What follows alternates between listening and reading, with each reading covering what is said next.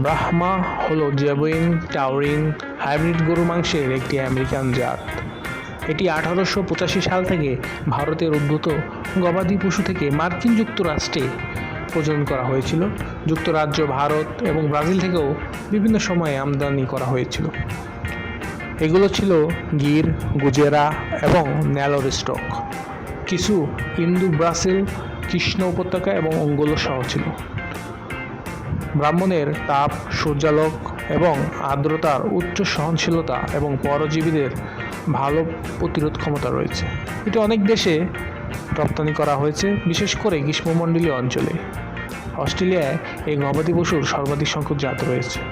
এটি অসংখ্য টরিন ইংলিশিন হাইব্রিড তৈরিতে ব্যবহার করা হয়েছে, যার মধ্যে কিছু যেমন বাঙ্গাস এবং ব্রাহ্মসিন পৃথক জাত হিসেবে প্রতিষ্ঠিত হয়েছে।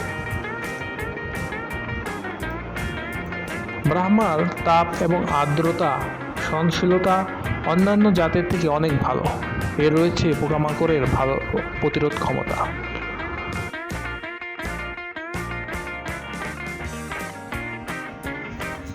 ব্রাহ্মা জাতের গরু মার্কিন যুক্তরাষ্ট্রের দক্ষিণ উপকূল এলাকায় প্রচুর পরিমাণ দেখা যায়।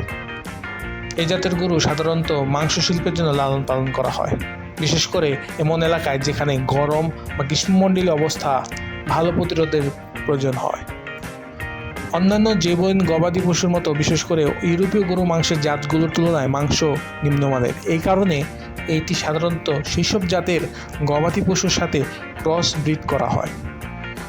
খাঁটি জাত পিতামাতার কাছে জন্ম নেওয়া হাইব্রিড বাছুর লালন পালন করে অথবা একটি যৌগিক ও হাইব্রিড জাত তৈরি করা হয়ে থাকে। ওমান এবং ফুজাইরাতে ব্রাহ্মণ ষাঁড়গুলো ষাঁড় ব্যাটিংয়ের ঐতিহ্যবাহী খেলায় ব্যবহৃত হয়। প্রতিযোগিতার জন্য প্রস্তুত করার জন্য তাদের দুধ ও মধু খাওয়ানো হয়।